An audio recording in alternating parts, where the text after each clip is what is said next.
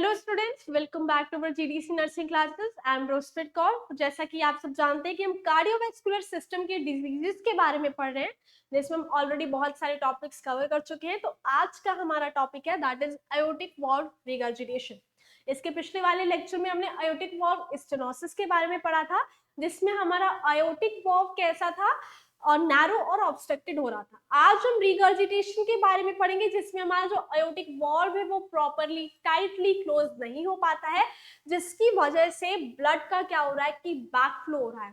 तो आज हम डिटेल में किसके बारे में पढ़ रहे हैं बच्चों? आयोटिक वाल्व स्टेनोसिस के सॉरी रिगर्जिटेशन के बारे में पढ़ रहे हैं कि ये क्यों होता है, कैसे होता है, किस कारण से होता है, पैथोफिजियोलॉजी क्या है, ट्रीटमेंट क्या है, हर चीज जो है वो बहुत ही डिटेल में हम इसमें स्टडी करेंगे। तो चलिए let us start the topic. First of all introduction. तो इंट्रोडक्शन की बात करते हैं तो सबसे पहले हम देखेंगे aortic regurgitation describes an aortic valve. तो आयोटिक रिगर्जिटेशन जो क्या करता है बच्चे, डिस्क्राइब करता है किसको? हमारे आयोटिक वॉल्व को। आयोटिक रिगर्जिटेशन का मतलब कि रिगर्जिटेशन कहाँ हो रहा है? आयोटिक वॉल्व में हो रहा है। बिटवीन योर मेन आर्टरी, मतलब जो आपका आयोटा है, एंड मेन पंपिंग चेम्बर, और आपका जो मेन पंपिंग चेम्बर है, उनके बीच में यहाँ पर रिगर्जिटेशन हो रहा है। That does not close tightly. क्यों? क्योंकि ये क्या हो रहा है कि टाइटली क्लोज नहीं हो रहा है। Blood leaks backward with each other heartbeat. Her heartbeat के साथ जो ब्लड है वो आपका बैकवर्ड की तरफ लीकेज कर रहा है। हर हार्टबीट के साथ ब्लड क्या करेगा? बैकवर्ड की तरफ आपका जो है वो लीक कर रहा है। So this is the introduction of aortic valve regurgitation. अभी आते हैं डेफिनेशन के ऊपर। So it is the condition when aortic valve does not close tightly. ये एक ऐसा कंडीशन है जब आपका जो आयोटिक वाल्व है वो कंप्लीटली टाइटली क्लोज नहीं हो पाता है। इसकी वजह से this allows some of the blood that was just pumped out of the left ventricle to leak into it. अब कुछ ब्लड यहाँ से जस्ट पंप होगा और वो कहाँ पर आउट हो जाता है? जाते लेफ्ट वेंट्रिकल में लीक होने लगता है। जाकर कहां पर? आपका लेफ्ट वेंट्रिकल में, टू लीक इनटू इट। कहां पे लीक होगा? जाके लेफ्ट वेंट्रिकल में, वहां पर जाके लीक होने लगता है। So this is the definition of the aortic valve. यहाँ पर आपका जो आयोटिक वाल्व है वो कंप्लीटली टाइट नहीं हो पा रहा है, जिसकी वजह से हम इसको क्या बोल रहे हैं? आयोटिक वाल्व रिगर्जिटेशन बोल रहे हैं। नेक्स्ट है टाइप्स। अब यहाँ पर आयोटिक वाल्व रिगर्जिटेशन के दो टाइप्स है, that is acute and chronic. So सबसे पहले बात करते हैं health care providers separate aortic regurgitation into two types. तो अक्यूट जो सडनली होने लगता है, क्रॉनिक जो लंबे समय से हुआ सीवियर कंडीशन में होता है। This type happens quickly and suddenly. जैसा कि मैंने आपको बताया कि अक्यूट सडनली और क्विकली एकदम से जो होता है उसको हम अक्यूट रिगर्जिटेशन बोलेंगे, अक्यूट वाल्व रिगर्जिटेशन बोलेंगे। Chronic this type happens gradually. Gradually मतलब धीरे धीरे ये जो है वो प्रोसेस रहती है। The chronic form is more common in the US countries में जो क्रॉनिक फॉर्म है वो ज्यादातर देखने को मिलती है। कौन सी? क्रॉनिक आयोटिक वाल्व रिगर्जिटेशन की कंडीशन। सो कितने टाइप का होता है बच्चों? दो टाइप का होता है, acute aortic valve regurgitation and chronic aortic valve regurgitation. Acute जो होता है वो सडनली और क्विकली होता है, जबकि क्रॉनिक जो होता है वो धीरे धीरे होता है। नेक्स्ट है कॉजेस। कॉजेस की बात करें तो valve decline due to ageing, this is the most common cause in the US and western Europe. तो बोल रहे हैं कि कॉजेस क्या है, किसकी किसकी वजह से यहाँ पर आयोटिक वाल्व रिगर्जिटेशन हो रहा है। तो valve decline due to ageing, यहाँ पर एजिंग प्रोसेस की वजह से आपका जो वॉल्व है वो कैसा होने लगता है? उसका जो कैपेबिलिटी है वो कम होने लगता है। तो this is most common cause. ये यूएस और वेस्टर्न यूरोप जैसी कंट्रीज में बहुत ही ज्यादा कॉमन कॉज है। नेक्स्ट आते हैं रूमेटिक हार्ट डिजीज के ऊपर। अब रूमेटिक हार्ट डिजीज की वजह से भी यहाँ पर क्या हो सकता है बच्चे? आयोटिक वाल्व रिगर्जिटेशन हो रहा है। This is the most common cause in many developing countries. तो डेवलपिंग कंट्रीज है वहां पर ये जो है वो सबसे ज्यादा कॉमन कॉज है। जैसे कि हमारा इंडिया जो कि डेवलपिंग कंट्री है, तो यहाँ पर रूमेटिक हार्ट डिजीज भी देखने को ज्यादा मिलता है, और इसकी वजह से क्या हो रहा है कि आयोटिक वाल्व रिगर्जिटेशन जैसी कंडीशंस भी हमें देखने को ज्यादा मिलती हैं। High blood pressure, due to high blood pressure, ज्यादा हाई ब्लड प्रेशर की वजह से भी यहाँ पर आयोटिक वाल्व रिगर्जिटेशन होने का चांस रहता है।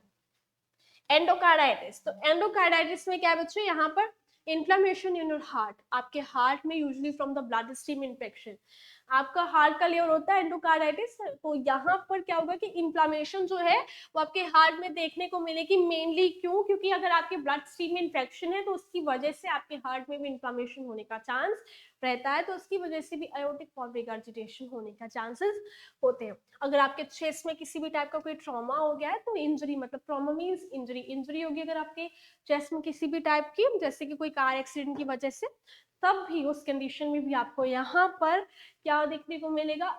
आयोटिक वाल्व रिगर्जिटेशन देखने को मिलेगा।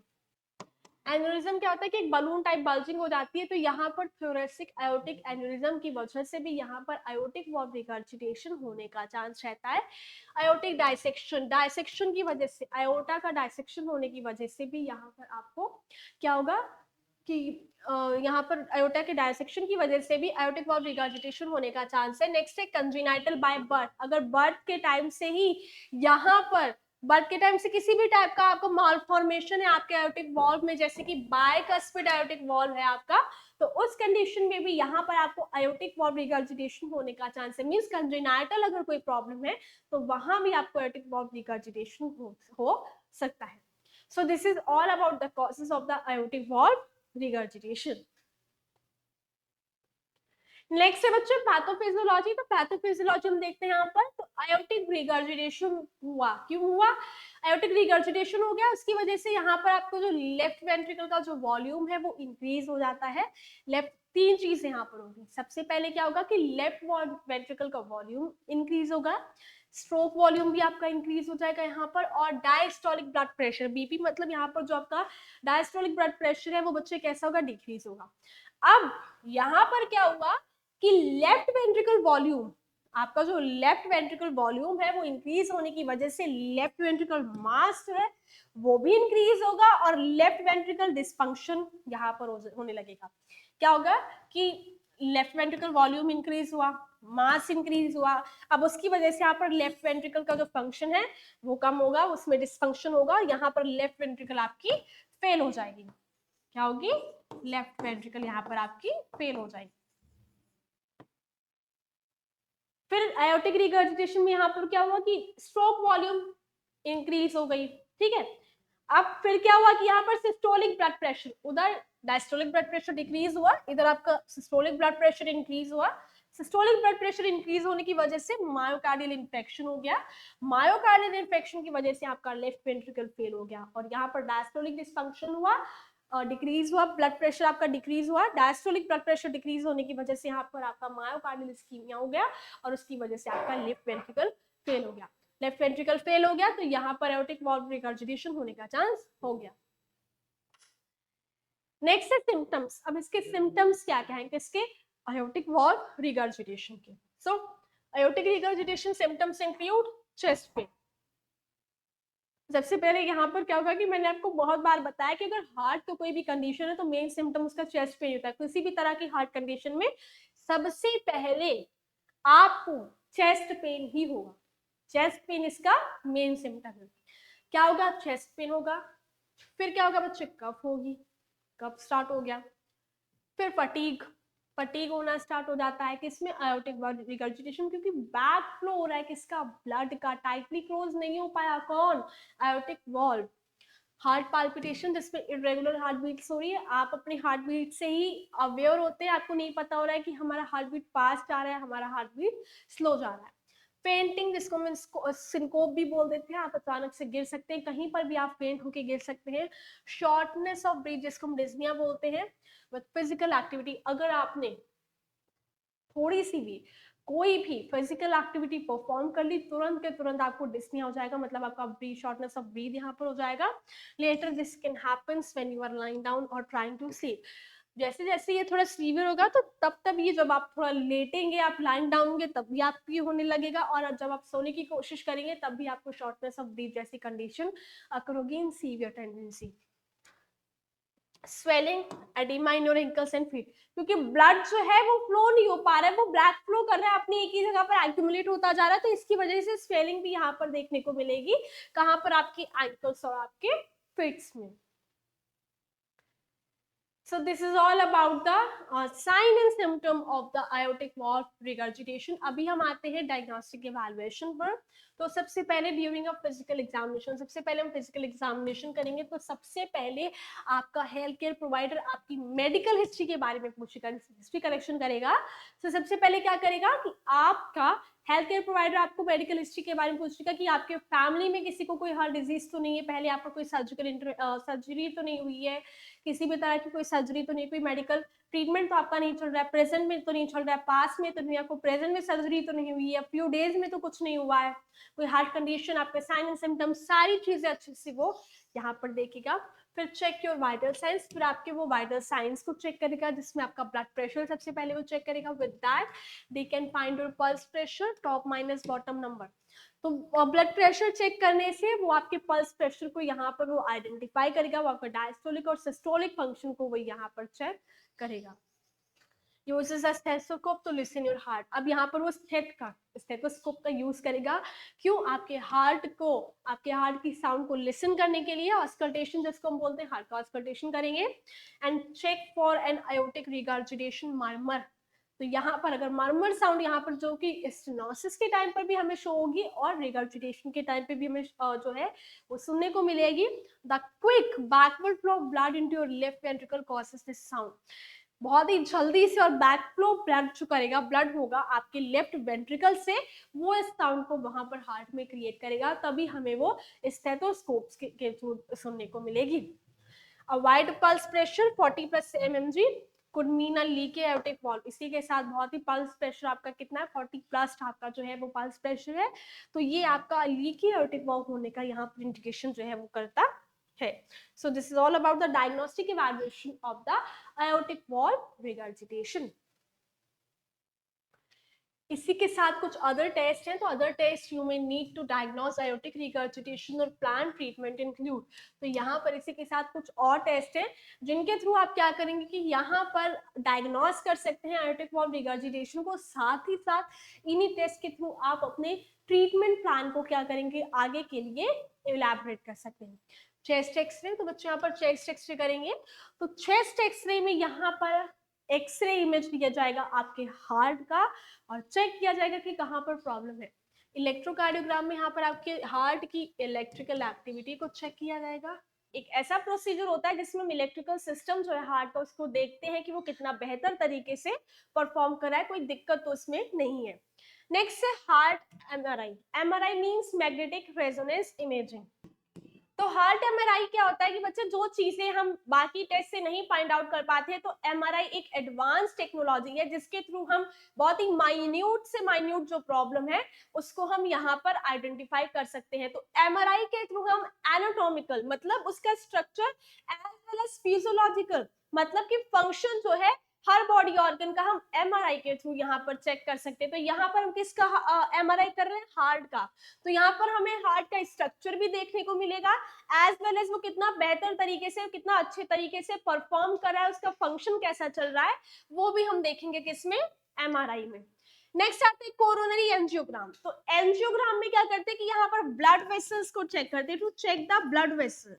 यहाँ पर हम क्या करेंगे कि कोरोनरी एंजियोग्राम में जो भी हमारी कोरोनरी आर्टरीज वगैरह हैं, वेन्स वगैरह हैं, जो कितना अच्छे से उनमें ब्लड जो है वो ट्रैवल हो रहा है या ट्रैवल नहीं हो रहा है, कोई प्रॉब्लम तो नहीं है. तो वो सारी चीजें जो ब्लड रिलेटेड चीजें हैं वो सब हम कहाँ से चेक करेंगे बच्चों, कोरोनरी एंजियोग्राम टेस्ट के थ्रू यहाँ पर हम उसको चेक करेंगे. नेक्स्ट आता है कार्डिक सीटी. कार्डिक सीटी मींस कार्डिक सीटी स्कैन. तो कार्डिक सीटी स्कैन के थ्रू भी हम यहाँ पर एक प्रॉपर इमेज लेंगे हमारे हार्ट की और प्रॉपर उसको हम आइडेंटिफाई करेंगे कि कहाँ पर किस जगह पर जो है वो प्रॉब्लम है, कहाँ पर रिगर्जिटेशन जो है वो हो रहा है. नेक्स्ट आते हैं एक्सरसाइज स्ट्रेस टेस्ट. तो यहाँ पर आप जब आप वाइल एक्टिव होते हैं, मतलब आपने कोई फिजिकल एक्टिविटी की है, आप वर्क कर रहे हैं, तो उस टाइम पे आपके हार्ट का फंक्शनिंग कैसा है, हार्ट का रेट कैसा है, हार्ट रेट कैसा है, तो वो हम आइडेंटिफाई करते हैं किसमें, एक्सरसाइज स्ट्रेस टेस्ट में. क्योंकि यहाँ पर ये जो टेस्ट है वो हम ड्यूरिंग अ फिजिकल एक्टिविटी कर रहे हैं, तो इसीलिए तभी इसको बोलते हैं exercise stress test. So these all are the diagnostic evaluation of aortic valve regurgitation. Next आते हैं बच्चे अभी मेडिकल मैनेजमेंट पे. अब आयोटिक वॉल्व रिगर्जिटेशन का मेडिकल मैनेजमेंट क्या है, कैसे हम मेडिकली मेडिसिन के थ्रू जो है हम इसको ट्रीट कर सकते हैं। सबसे पहले एसीबी इनहिबिटर्स और एआरबीज का हम यूज करेंगे। तो ये मेडिकेशन कैसा मेडिकेशन होता है, can help to slow down the progression of aortic root dilation in some cases of aortic regurgitation. AR का मतलब यहाँ पर क्या है बच्चे, आयोटिक रिगर्जिटेशन।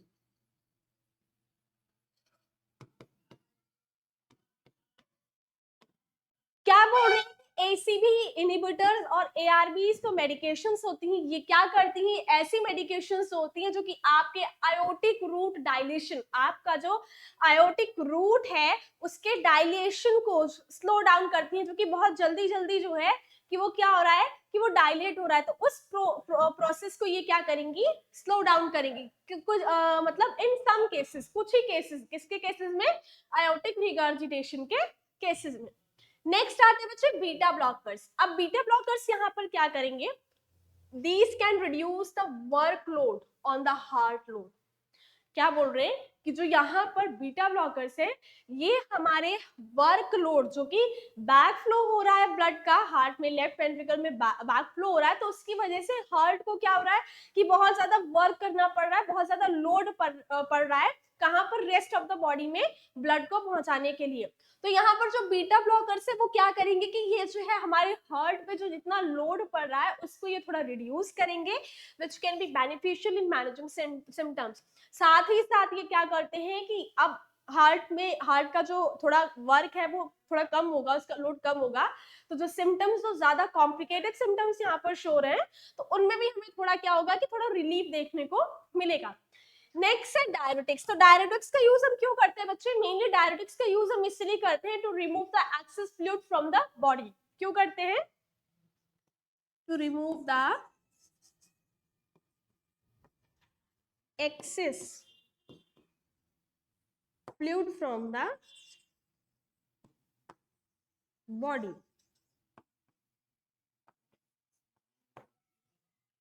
जैसे कि फ्यूरासिमाइड जैसी मेडिसिन का हम यहाँ पर यूज करेंगे, जो कि क्या है, डायरेटिक है, लेजिक्स का।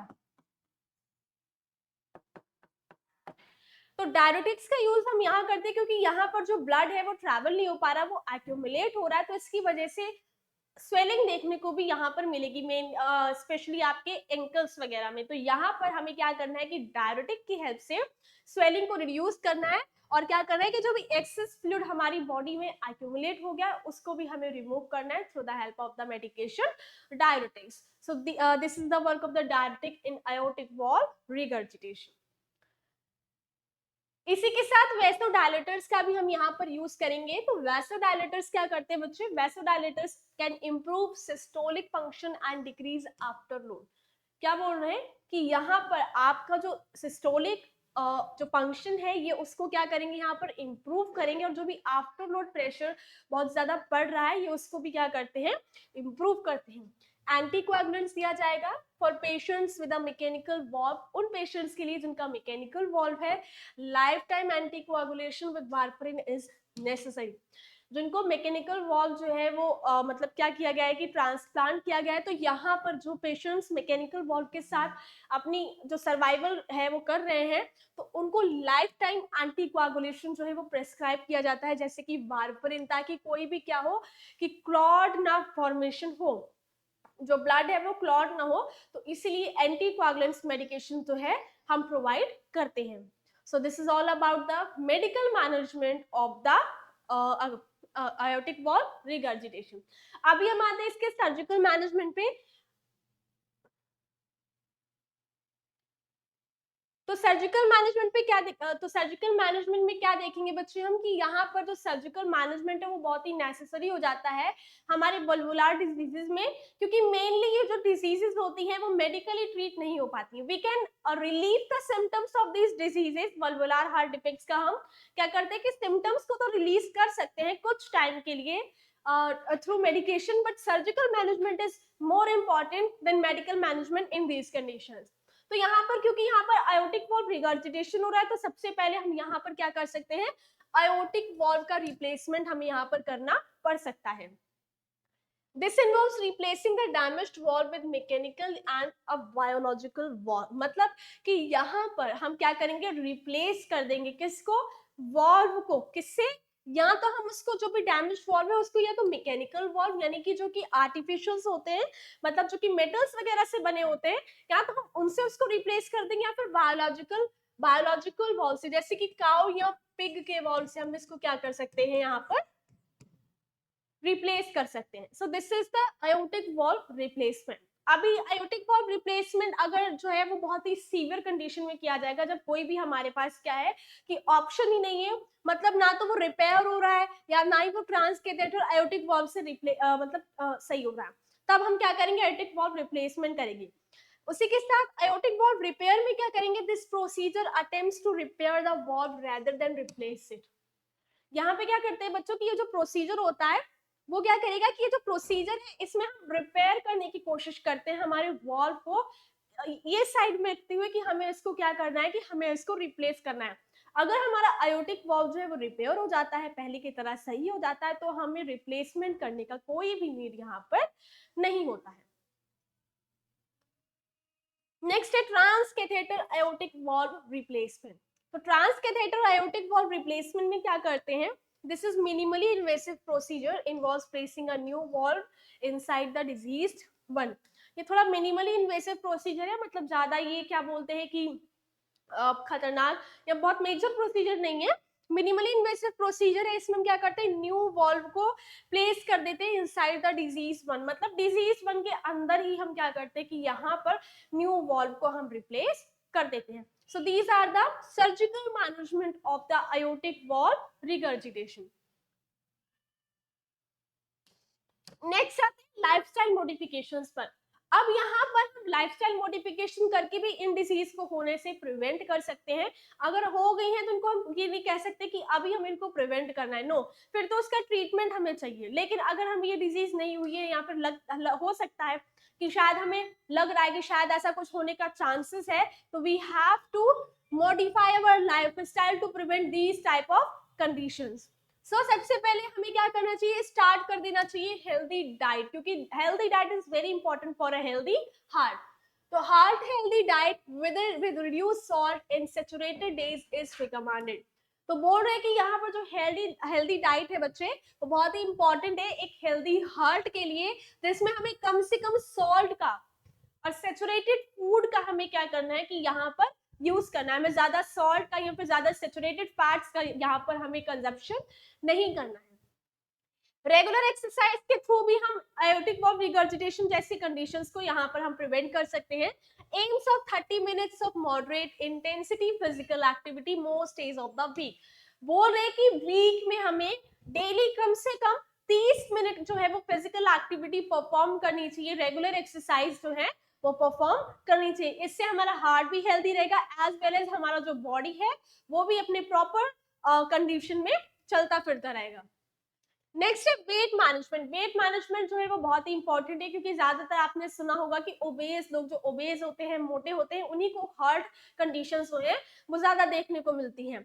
तो यही देखते हुए हमें क्या करना है कि वेट मैनेजमेंट की तरफ भी ध्यान देना है. सो इफ ओवरवेट और ओबेस, अगर आप बहुत ज्यादा ओवरवेट हैं, आप बहुत ज्यादा मोटे हैं, weight loss can improve heart rate. तो अगर आपने अपना वेट लॉस कर लिया है या फिर आप पहले से ही अपने वेट को मेंटेन करके रख रहे हैं, ओवरवेट नहीं हो रहे हैं, तो ये भी बहुत इसके कम चांसेस हो जाते हैं आपको हार्ट कंडीशंस होने के, एज वेल एज ही आपकी हार्ट रेट को भी इंप्रूव रखता है.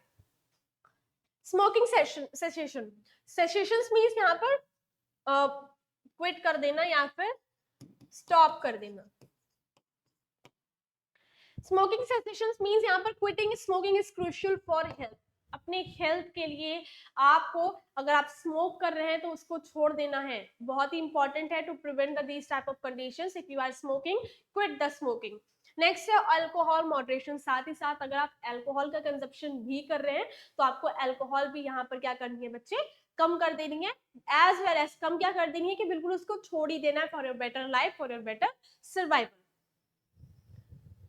सो these are the lifestyle modifications. तो अभी हम चलते हैं नर्सिंग मैनेजमेंट की तरफ। तो एज अ नर्स अगर कोई पेशेंट जो है वो हॉस्पिटल में आ गया है आयोटिक वाल्व रिगर्जिटेशन की कंडीशन के साथ, तो एज अ नर्स हमारा क्या रिस्पॉन्सिबिलिटी बनता है अपने पेशेंट की तरफ कि हम उसको कैसे केयर प्रोवाइड करें। तो सर्जरी में जा रहा है तो उससे पहले हम क्या चीजें करें, वो सर्जरी से आ रहा है तब हम क्या क्या चीजें जो है वो परफॉर्म करें, तो वो हम देखते हैं। तो सबसे पहले क्योंकि हार्ट से रिलेटेड कंडीशन है तो we have to monitor the heart rate even as all the vital signs of the patient. तो सबसे पहले हम हार्ट रेट को मॉनिटर करेंगे, ब्लड प्रेशर को मॉनिटर करेंगे, respiratory rate and oxygen saturation as changes can indicate haemodynamic instability. तो बोल रहे हैं कि यहाँ पर हमें कंटिन्यूअसली क्या करना है, मॉनिटर करना है किसको, हार्ट रेट को, ब्लड प्रेशर को, रेस्पिरेटरी रेट को, as well as oxygen saturation को कि कितना ऑक्सीजन जो है वो है, क्योंकि ये सारे चेंजेस अगर इनमें कोई भी वेरिएशन आता है तो ये आपकी हीमोडायनेमिक इंस्टेबिलिटी को कॉज कर सकता है, तभी आपका ब्लड प्रेशर इंक्रीज हो सकता है या फिर डाउन हो सकता है, कुछ भी हो सकता है। तो कंटिन्यू हमें जो अपने हमारे वाइटल साइंस है उनको हमें यहाँ पर मॉनिटर करना है।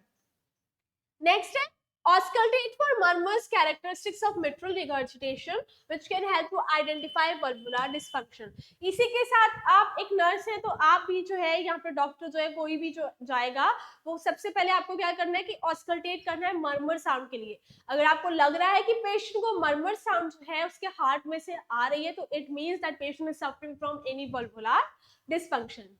सो यहाँ पर आपको क्या करना है, ऑस्कल्टेट करना है मर्मर साउंड के लिए।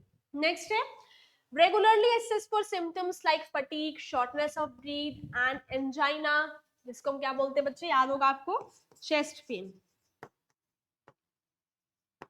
and educate patient on recognizing exacerbations। तो बोल रहे हैं यहाँ पर कि आपको रेगुलरली क्या करना है, असेस करना है पेशेंट के सिम्टम्स को, जैसे कि फटीग, थकान तो नहीं हो रही है उसको, डिस्निया तो नहीं हो रहा है, शॉर्टनेस ऑफ ब्रीथ,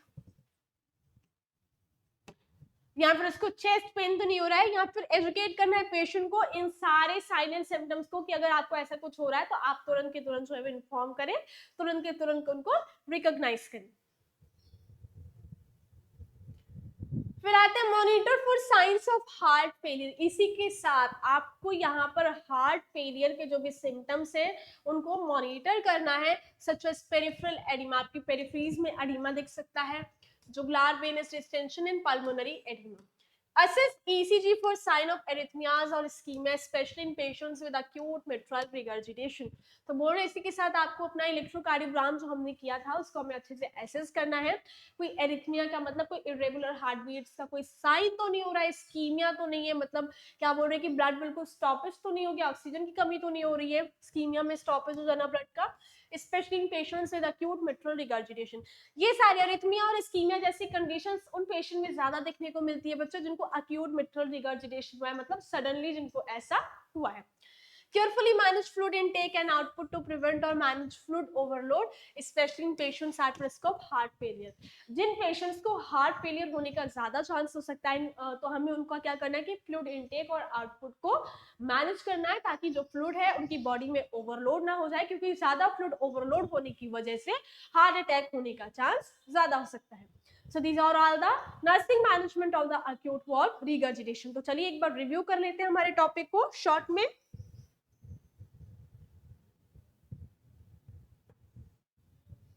तो सबसे पहले बच्चों हमने यहाँ क्या पढ़ा था, aortic valve regurgitation मींस कि ये क्या होता है कि यहाँ पर आपको जो बिटवीन योर मेन आर्टरी जिसको aorta या फिर जो मेन पंपिंग चेंबर है वहां से वो जो है वो मतलब कंप्लीटली टाइट नहीं हो पाता, तो इसकी वजह से जो ब्लड है वो बैक फ्लो करता है कहाँ पर, लेफ्ट वेंट्रिकल में। फिर हमने डेफिनेशन में देखा था कि ये कंडीशन है when aortic valve does not close tightly, ऐसा कंडीशन होता है जब जो आपका aortic valve है वो कंप्लीटली टाइट नहीं हो पाता है। This allows some of the blood that was just pumped out of your left ventricle to leak into it। तो इसकी वजह से कुछ ब्लड जो होता है वो लीक होने लगता है कहाँ पर, आपके लेफ्ट वेंट्रिकल में। फिर हमने इसके टाइप्स पढ़े थे, there are mainly two types, that is acute and chronic. तो अक्यूट में हमने देखा था कि ये जो है अक्यूट जो होता है वो सडनली और क्विकली स्टार्ट हो जाता है, जबकि जो क्रॉनिक होता है वो धीरे धीरे क्या करता है कि आपकी वॉल्व को हार्म करेगा। This chronic form is more common in the US, और ये जो क्रॉनिक aortic valve regurgitation है ये यूएस जैसे स्टेट्स में ज्यादा देखने को मिलता है। फिर हमने कॉजेस की बात करी थी बच्चों, तो कॉजेस में ये क्यों होता है, क्योंकि एजिंग प्रोसेस की वजह से, एजिंग प्रोसेस की वजह से मेनली यूएस और वेस्टर्न यूरोप जैसी कंट्री में ज्यादा देखने को मिलता है। अगर if you have any rheumatic heart disease, अगर आपको रूमेटिक हार्ट डिजीज है तब भी आपको ये आयोटिक वाल्व रिगर्जिटेशन होने का चांस है। हाई ब्लड प्रेशर की वजह से, एंडोकार्डाइटिस की वजह से, मींस कि आपके ब्लड स्ट्रीम में कहीं भी क्या है कि इंफेक्शन जो हो गया है तो वो डायरेक्टली आपके हार्ट को जाके अफेक्ट करेगा। ट्रॉमा टू योर चेस्ट, इसी के साथ आपके चेस्ट में किसी भी टाइप का कोई इंजरी हो गया है तो तब भी आपको आयोटिक वाल्व रिगर्जिटेशन होने का चांस है। थोरेसिक आयोटिक एन्यूरिज्म मतलब आपको जो आयोटिक में कोई भी क्या होगा कि यहाँ पर बल्जिंग जो है वो स्टार्ट होगी, तब भी यहाँ पर क्या होगा कि आपको आयोटिक वाल्व रिगर्जिटेशन होने का चांस है, as well as aortic dissection, यहाँ पर कंजेनाइटल कोई भी आपको हार्ट प्रॉब्लम है तो इन सारे केसेस में, इन सारे कॉजेस की वजह से आपको आयोटिक वाल्व रिगर्जिटेशन हो सकता है। नेक्स्ट है पैथोफिजियोलॉजी। तो पैथोफिजियोलॉजी यहाँ पर क्या हुआ कि आयोटिक रिगर्जिटेशन हुआ, इसकी वजह से यहाँ पर आपका लेफ्ट वेंट्रिकल वॉल्यूम जो था वो इंक्रीज हो गया। लेफ्ट वॉल्यूम इंक्रीज होने की वजह से आपका जो लेफ्ट वेंट्रिकल का जो मास था वो भी इंक्रीज हुआ। लेफ्ट वॉल्यूम इंक्रीज होने की वजह से, मास इंक्रीज होने की वजह से यहाँ पर आपका लेफ्ट वेंट्रिकल एकदम डिसफंक्शन हो गया, उसका फंक्शन जो है वो अल्टर हो गया, इसकी वजह से यहाँ पर आपका लेफ्ट वेंट्रिकल जो है वो फेल हो गया। दूसरे में क्या होता है कि आयोटिक रिगर्जिटेशन की वजह से एक तरफ जहां पर लेफ्ट वेंट्रिकल वॉल्यूम इंक्रीज हुआ था तो दूसरी तरफ यहाँ पर स्ट्रोक वॉल्यूम भी इंक्रीज होगा, एज वेल एज आपका जो डायस्टोलिक बीपी है वो डिक्रीज होगा। तो स्ट्रोक वॉल्यूम इंक्रीज होने की वजह से सिस्टोलिक बीपी आपका इंक्रीज हुआ, सिस्टोलिक बीपी इंक्रीज हुआ तो यहाँ पर क्या हुआ, मायोकार्डियल इस्कीमिया हुआ। मायोकार्डियल इस्कीमिया की वजह से यहाँ पर लेफ्ट वेंट्रिकल फेल हुआ।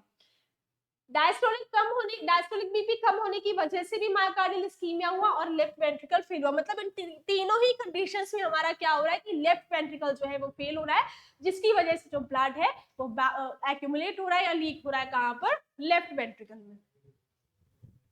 सिम्टम्स क्या आपको चेस्ट पेन देखने को मिलेगा, cough, fatigue, heart palpitations, fainting, shortness of breath, swelling, ये सारे सिम्टम्स आपको शो होंगे कहां पे, आयोटिक वाल्व रिगर्जिटेशन में।